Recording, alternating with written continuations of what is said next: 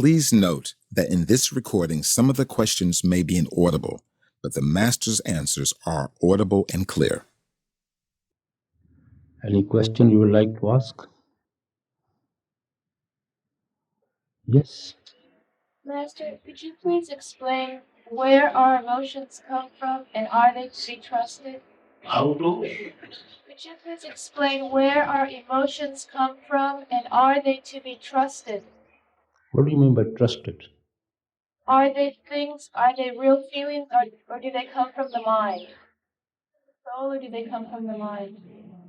You see, now depends what's our concept of emotions. Love, when passion, it pulls us down. When emotions, it should take us upward. I don't know what people's concept about emotion is. Emotion, of course, comes from the mind.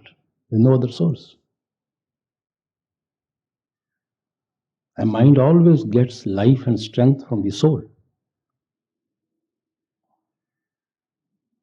That is no emotion. If it is pulling you downward, it is not emotions, it's passions.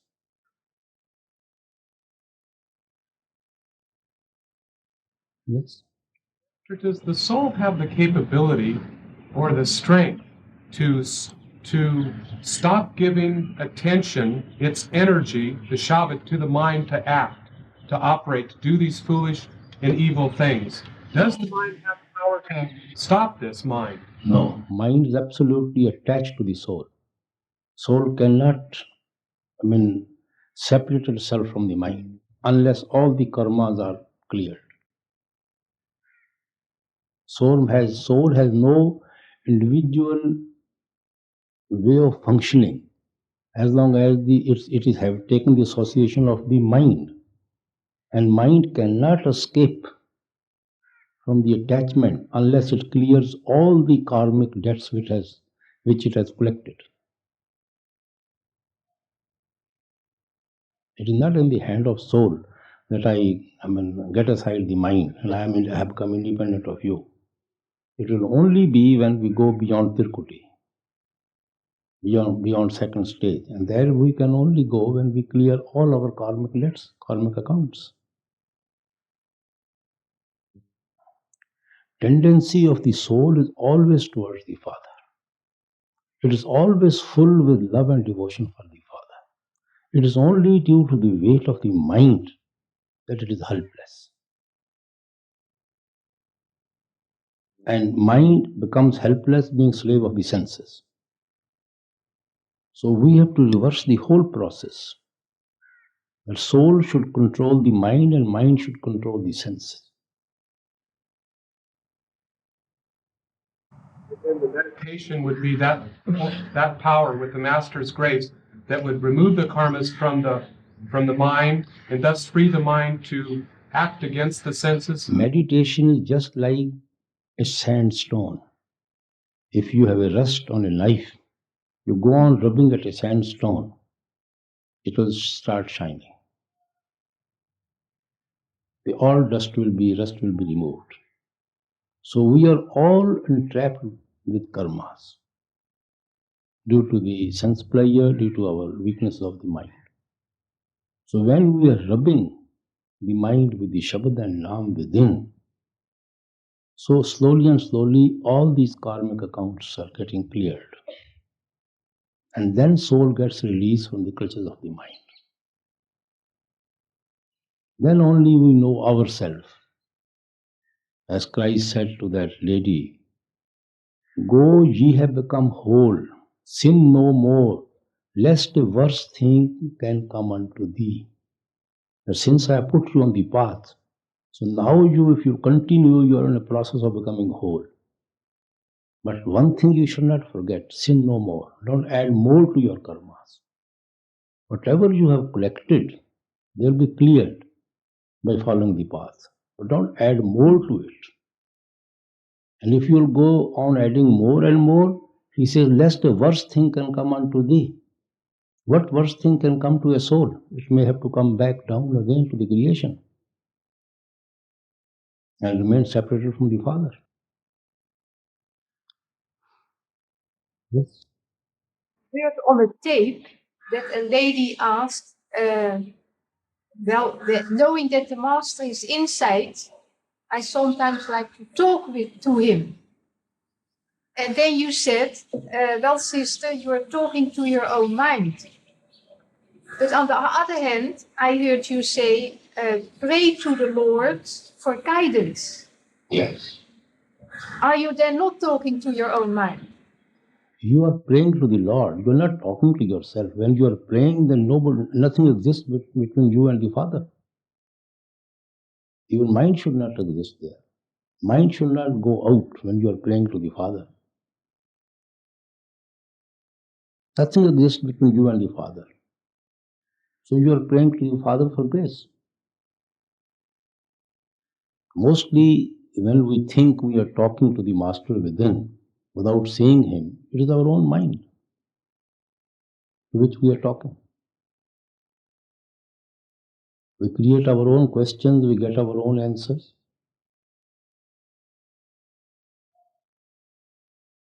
Unless we see Him face to face.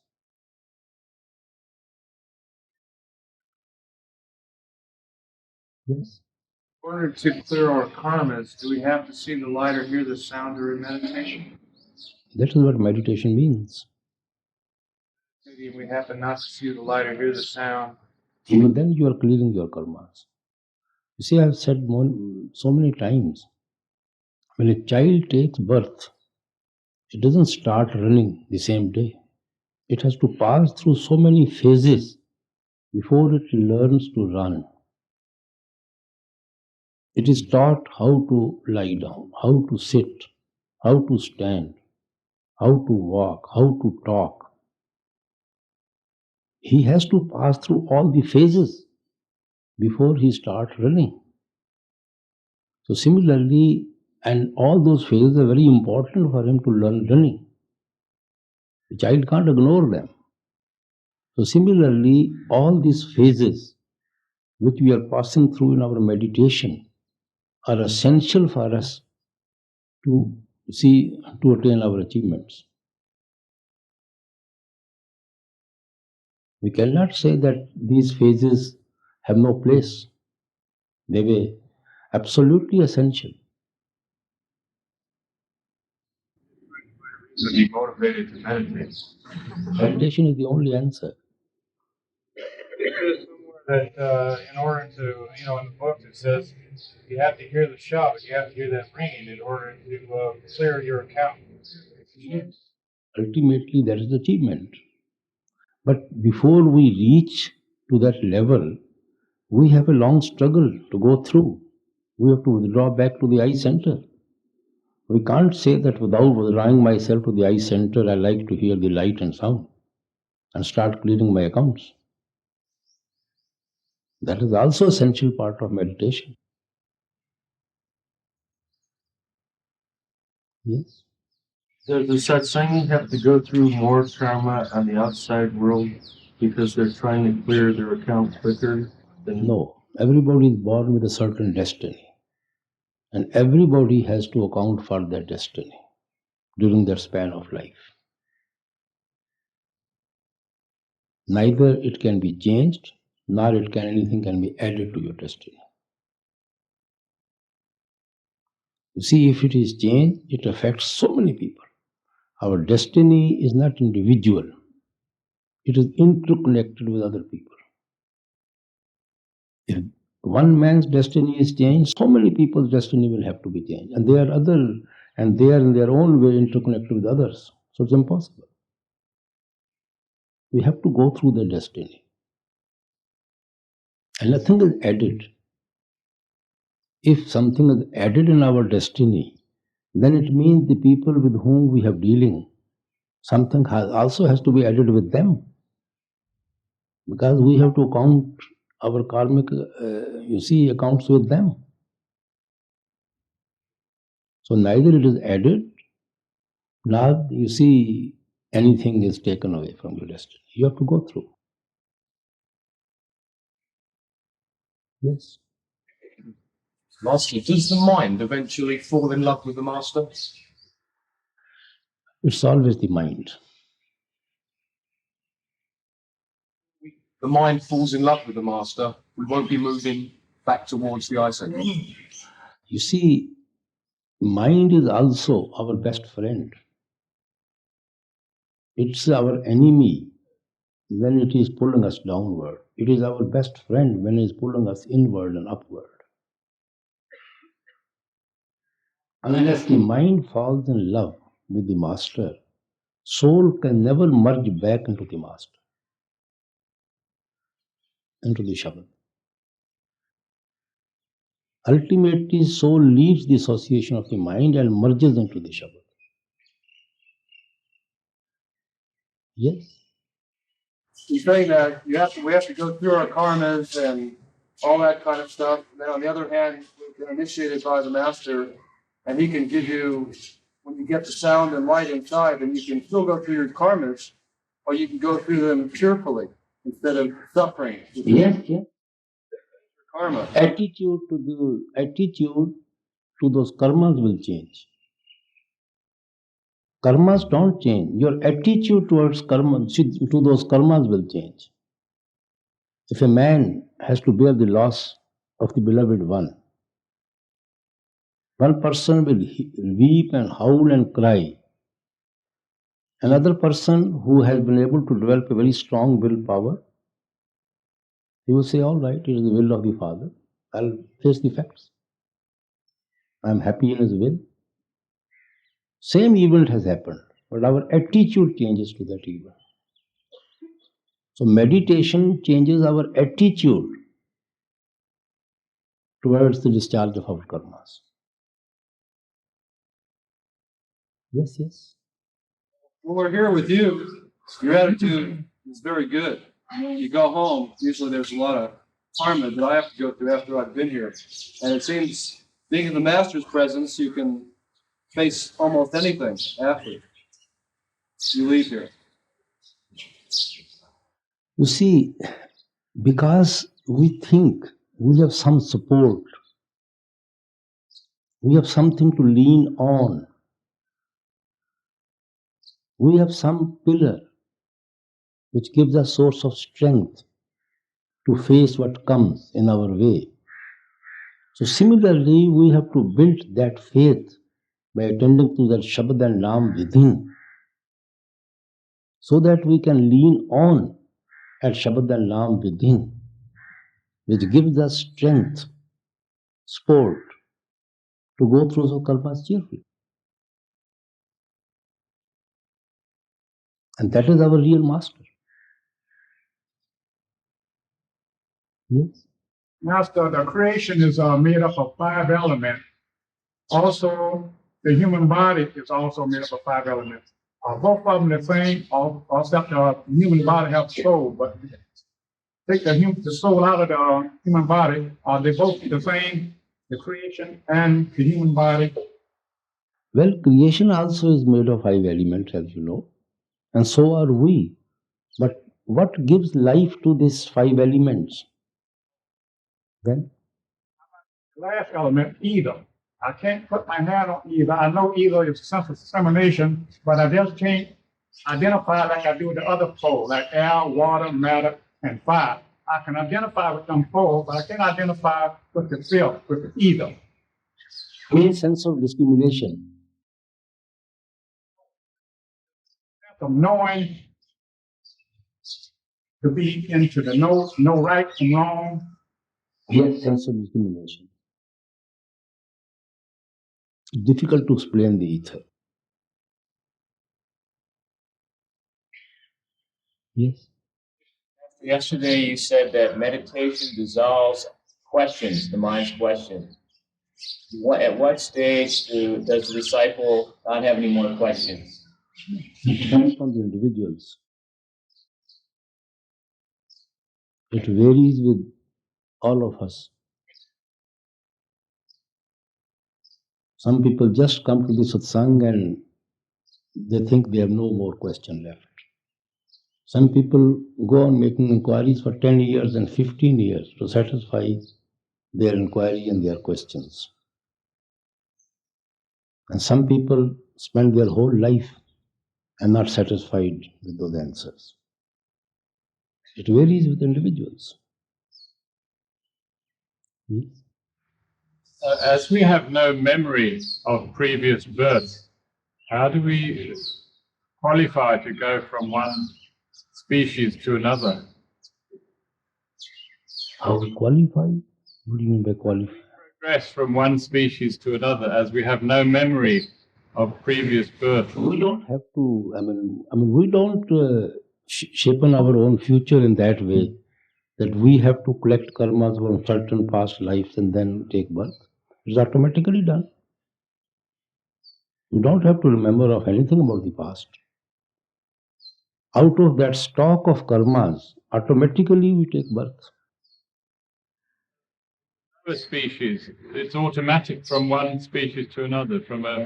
No, it's not essential that you have to go by every letter. Wherever you can satisfy your desires and clear your karmic accounts, you will have to take birth there. Yes, Why is it we are so conscious of this life?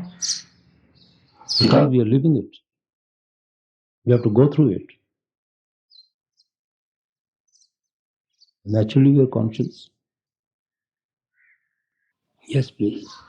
Maharaji, a human being is designed not really to take meat. I mean, we have learnt how to eat meat, but the teeth and the body is not really been designed to take flesh.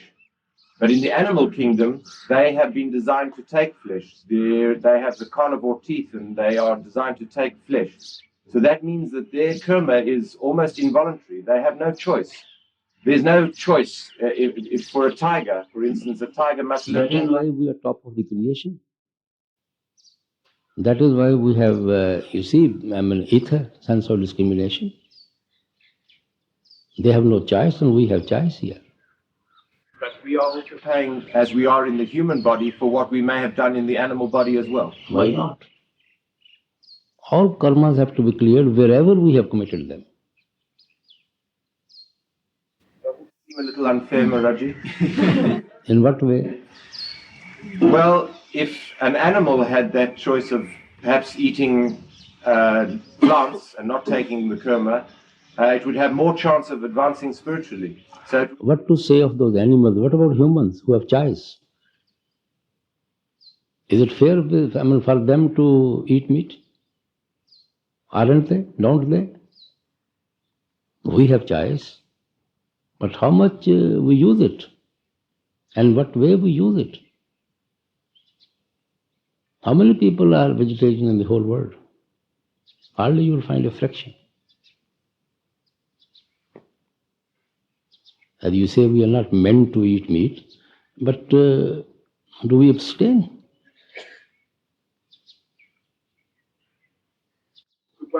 in theory, that regardless of where one comes from, whether it is from a tribal background or whether it is from a sophisticated background, that every man is given that conscience to make the choice. He can go against what he's been conditioned into. You see, mind has been conditioned by our birth due to our past lives.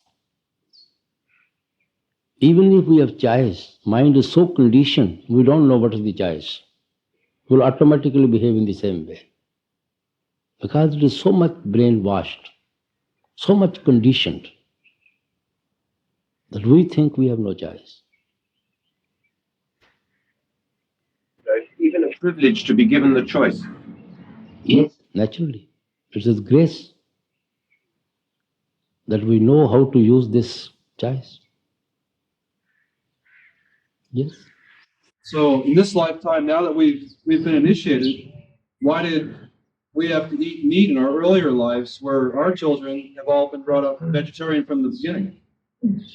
Yes. Like most of us have all had to have meat in our beginning of our lives. Then why? Everybody has individual karmas. It cannot be the same with everybody. They may be more fortunate. That must hurt our meditation for this life to have to burn off all that meat we've taken in the beginning. You see, of course, Meditation will clear all the karmas, present and even of the past. That is the purpose of meditation. Meditation is mostly clears our past karmas. Because the present one, we may not sow a new seed. With our strong willpower, or you see, since we are attending to meditation and we have developed a very strong willpower, we may not sow a new seed. But we have no control over our past karmas. So that we have to clear by meditation. There is no other way.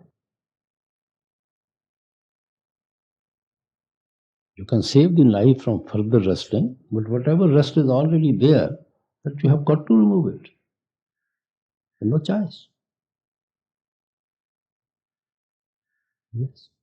Master, in Spiritual Heritage, I read that you said the Master uses the disciples' meditation to burn their karmas. Uses it like you said before a few days ago, like a general uses a soldier to burn those. You see, I said that day, the generals arm the soldier. He guides the soldiers. But soldier has to fight. General doesn't fight. He gives them all type of help and guidance to fight. But fight has to be done by the soldier, not by the general in the front. So similarly, we have to attend to our meditation. We get all sorts of help, encouragement. His grace is always there. And Master will build the atmosphere, strengthen our faith, strengthen our attitude towards the meditation, and convince us about the philosophy. But we have to meditate. We must clear our own karmas. Yes.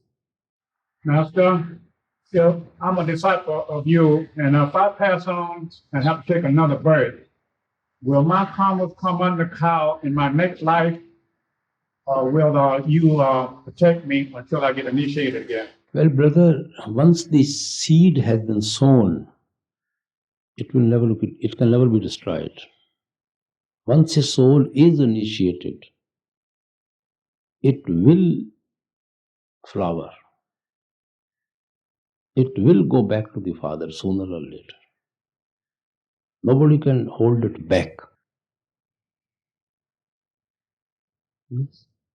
Master, if we've been meditating for quite a number of years, to the best of our ability with your grace, and after even, say, 20 years, the meditation still seems to be, the mind runs out and we don't have much withdrawal and it seems very feeble. Is that type of meditation also burning up the curse? Certainly, I just said, just to begin with, any little time we devote to meditation is to our credit. Yes. Every effort we make to attend to meditation is to our credit. And we definitely get its advantage. Yes. Master, when we act in this world, do we always act with a motive? When we act in this world, do we always have a motive? And is the motive always binding? Generally, we have motive for our actions.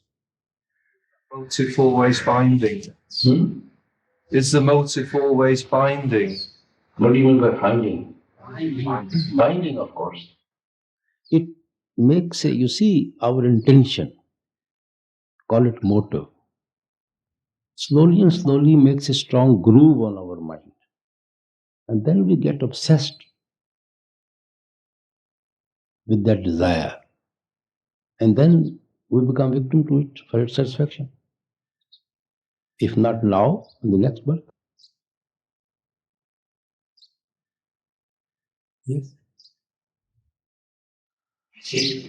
Master, I was initiated by a representative in the West, and since being here, I just realized it doesn't seem to me a disciple becomes a disciple until they've met the Master. I know you've initiated us, but it's just like, I think at the time I felt like I was armed with a butter knife. And since being in your presence, I feel like maybe I have a sword in my hand. And could you just, it just seems to me there's a tremendous difference between someone who's initiated and never seen the Master. There's absolutely no difference. Because Master is within him, always. And if he is initiated by the Master, through the Master, it makes absolutely no difference. His grace is always on us. And that our real Master is Shabad within. As Christ said, I'll send you the Comforter.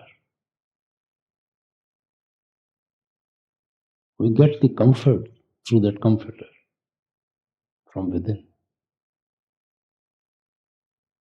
It makes absolutely no difference. But we feel that it makes difference. But in meditation progress, it makes no difference. Because we get physical attachment outside. And that gives some sort of mental satisfaction, mental consolation. But Master is within everybody in its own form. It protects and helps everybody.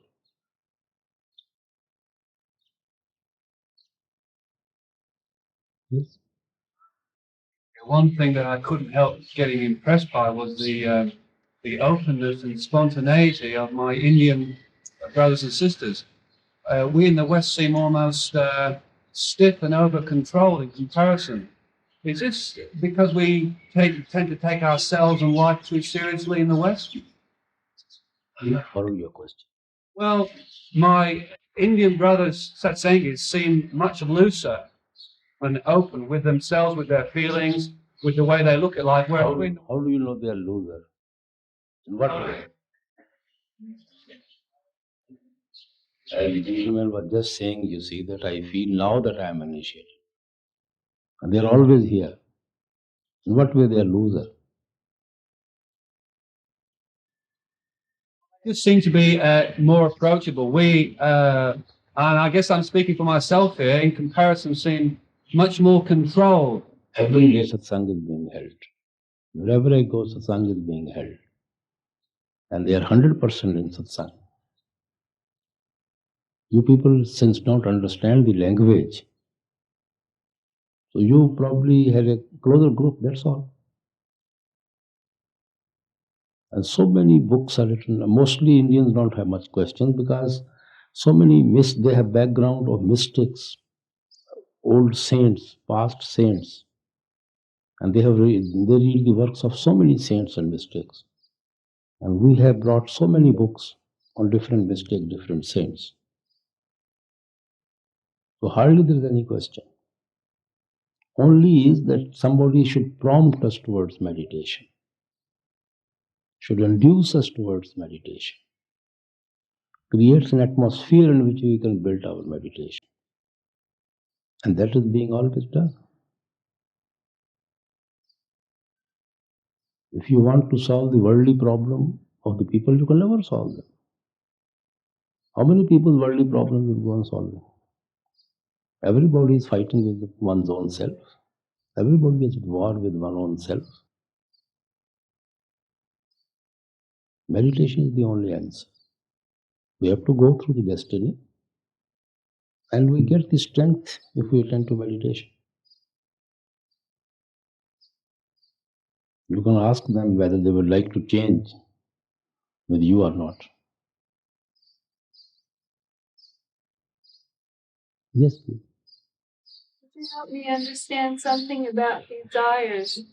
About the desires? Yeah. I was reading in spiritual letters where Babaji shared with Solomon Singh that you only get whatever's written on your forehead. And he was telling him to not have any other desires because you could only get what was already written.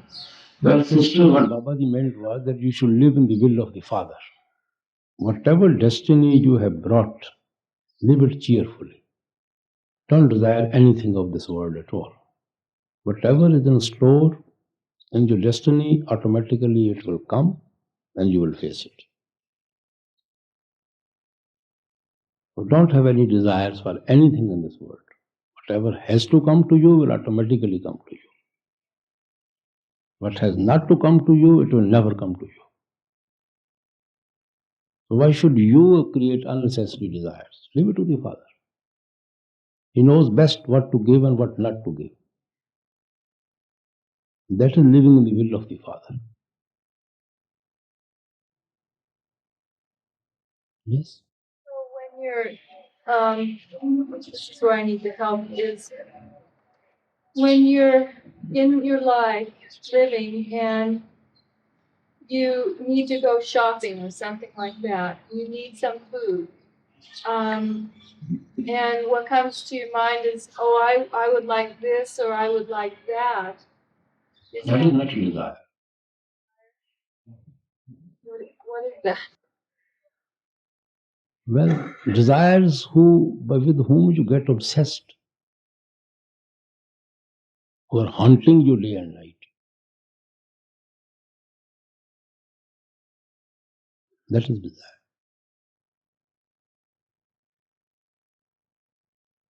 Yes?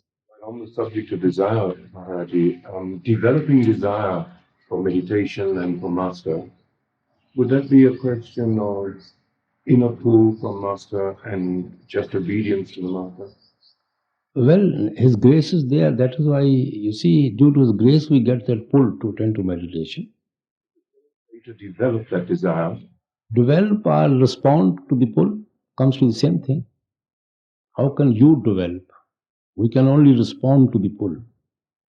That desire is not to be confused in any way with these low No, that is not a desire. Desire of the world.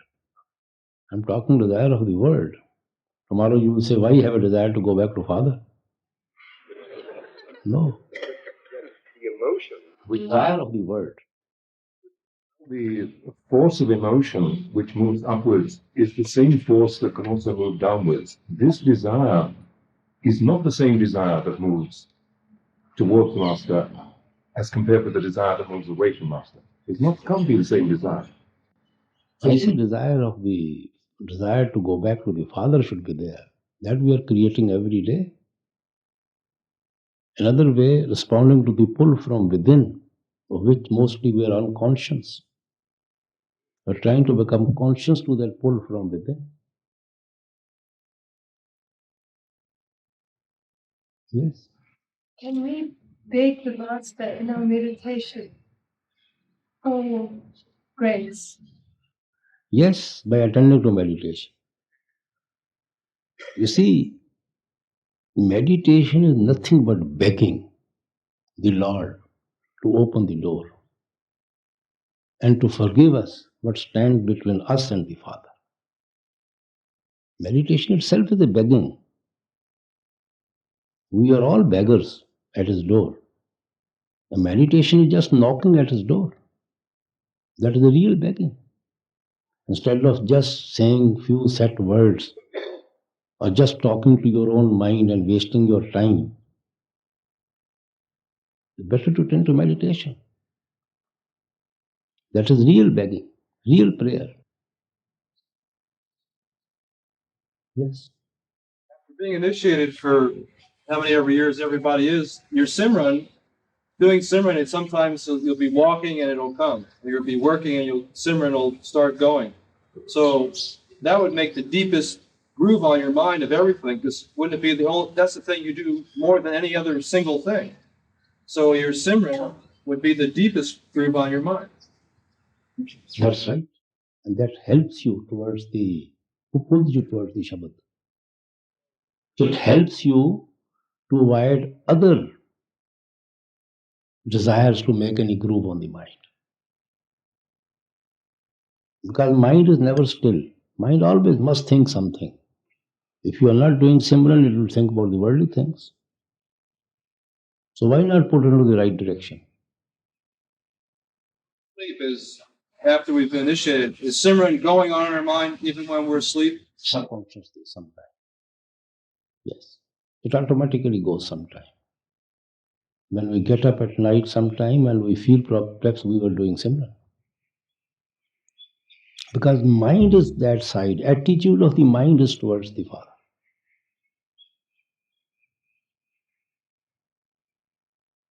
Yes.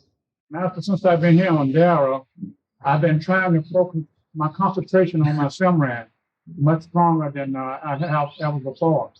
And I try to complete repetition over and over without stopping. My mind has got completely angry with me and took my Simran completely away from me, and I didn't have anything to repeat. There's nothing but mumbo jumbo. Just continue.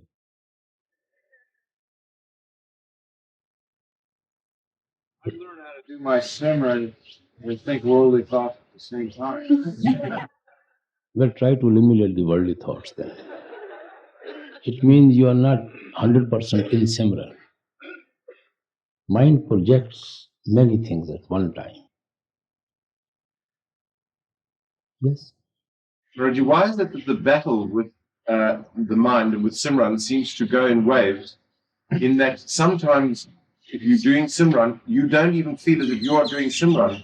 You can be busy, you can have a very busy day in your working life, and you can even speak to people and answer questions, and the moment that you finish that question, you can come back to the Simran again, and it seems to be involuntary. You don't even seem to be putting any effort into it. And you can have a whole day like that, and have because of what the mind is, one has a sense of achievement, which is the ego, I know. But, and then other times, like this gentleman said, you're trying to fight the mind and you're trying to do the Simran, and it seems to slip away from you all the time. Sometimes it seems very easy, and other times. Well, brother, you know the sun rises every day, but today you don't see that sun as you saw it yesterday. It's cloudy today. The sun is there. Thick layer of karmas come and go. But if we continue, they'll pass. Many moments of dryness comes. Many moments of worry and anxiety of the world comes. And mind doesn't concentrate. Many times past association with past lives, sanskaras, they come and shadow our progress. So many things come and go, but we should continue with that attitude.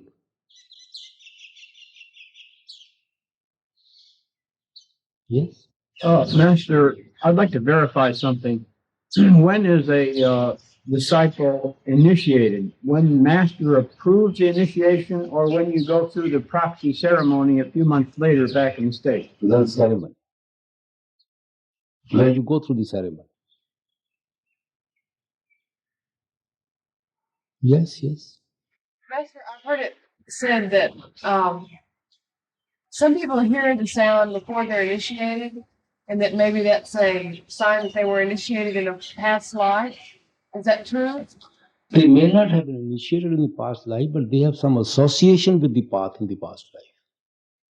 The sound before they're initiated, and then they're initiated. Does the sound change, or is it the same sound? Or? No, it can change. It can disappear. Also say the same? Many people had visions of the master whom they have not seen yet even before initiation. And when they are initiated, they don't have those visions at all. That is due to their past attachments, past association with the path, with the person. But it has done its own job. And now we have to turn to meditation. Yes.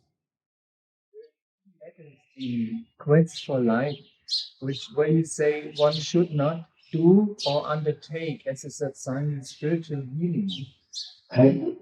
As a satsangi, do spiritual healing or undertake spiritual healing. Yes. And I have been learning and using in the last years a Japanese healing system. Shia. Can you explain me what type of system is? Well, this a type of system which points all over the body where you relieve tension and pressure and try to balance the energy of the body. By pressure? The rising points. That is not spirituality.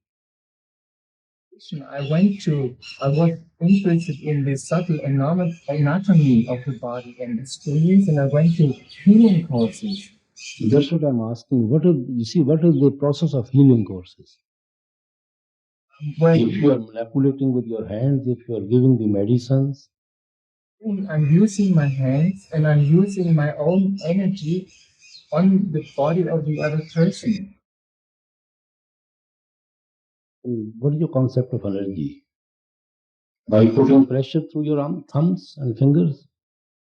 Attention.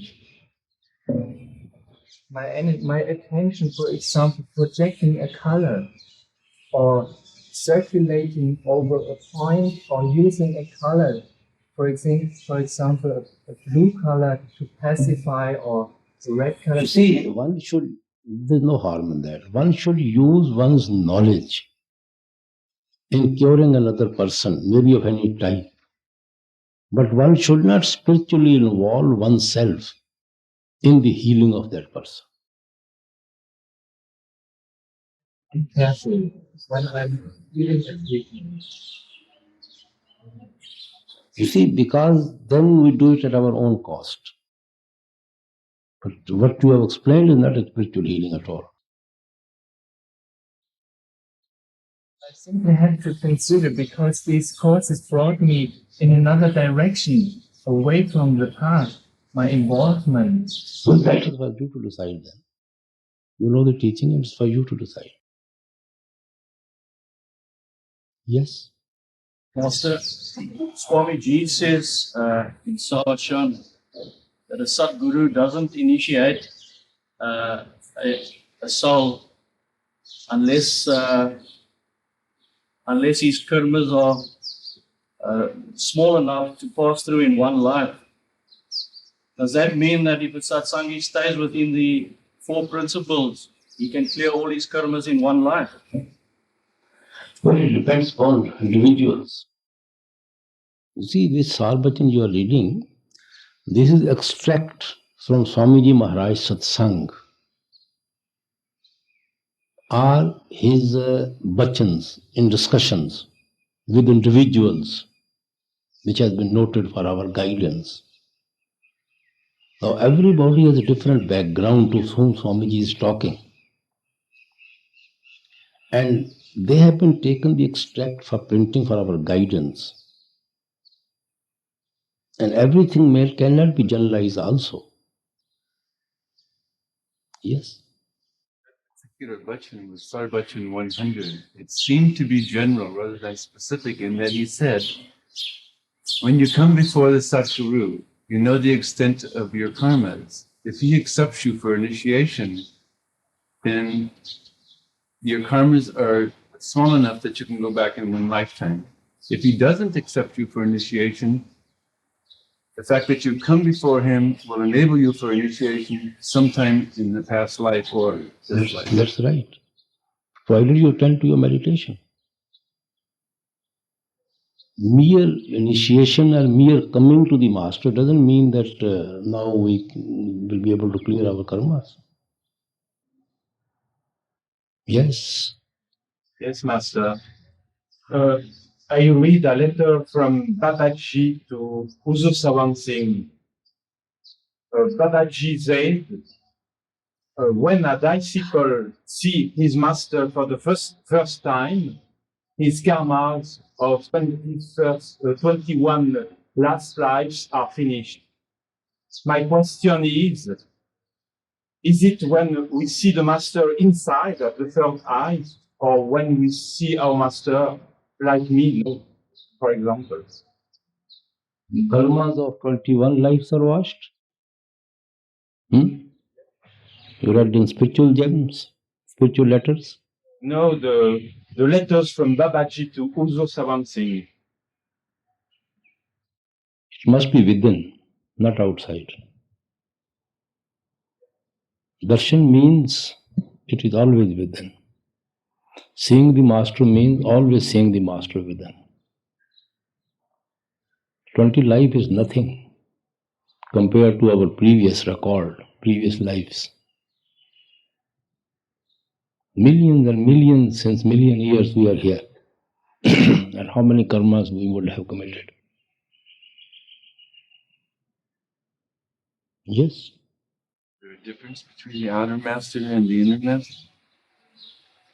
Yes. Outer master leads us to the inner master. Because inner master is pure Shabad. Outer master is mixed with flesh. Inner master is pure Shabad. Yes? Maharaji, people often say that if we say bad things about other people, we're giving away our good karma. What's your comment on that? Whether you give away good karmas or not, you are definitely collecting bad karmas. When you collect more bad karma, the balance becomes less of good karmas. When we backbite, we have malice against somebody, and we have hatred for somebody, definitely we are collecting karmas.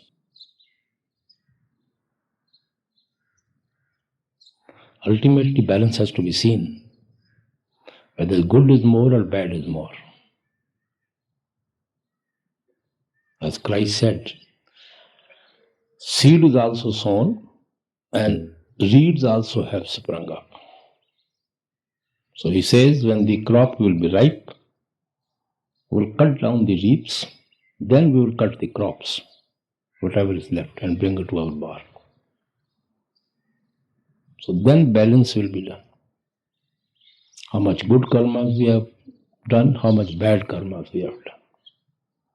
So if we take this attitude, as you said, then naturally we are adding more and more to our bad load, bad karmas. Yes? I read in Philosophy of the Masters that when a disciple is initiated, an agent of the radiant master is appointed to that disciple to watch over him. And then in case that disciple gets in any sort of trouble, he reports back to the radiant master, which in turn reports to the physical master. Did I read that correctly? What? It was real interesting when I read it. I didn't quite understand it. In Philosophy of the Masters, Volume 5, it was explaining how the master can take care of all the disciples at once. And it was explaining that when the soul is initiated, that the radiant form of the master appoints an agent to watch over each particular soul. Agent, who's the agent? It just said an agent of the radiant form. Agent, who's the agent? What is the form of that agent? Who keeps that record? What? Who keeps that record for reporting to the radiant form? Oh, I don't know. I think there is some misunderstanding and understanding. Okay. Could you please explain how this works? Is a radiant form of the master just... Radiant form of the master is within everyone. Who's to report? It's always there. There's nobody to report. It's watching. Constantly there, not as an agent, but that is knowing everything. That is watching everything. The agent form doesn't need any reporting from anybody. There is some misunderstanding and understanding that are in translation, I don't know. Because it is since long I read. Yes?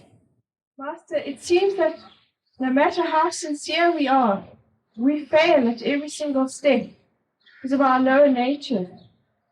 Is it is it worth even worrying about our failures and getting guilty about them, or shall we just forget about them straight away and keep on trying to go the other way? Well, sister, the positive thing is to attend to your meditation rather than brooding over the past events of life, which will lead you nowhere. Better attend to meditation so that we may not repeat those actions again.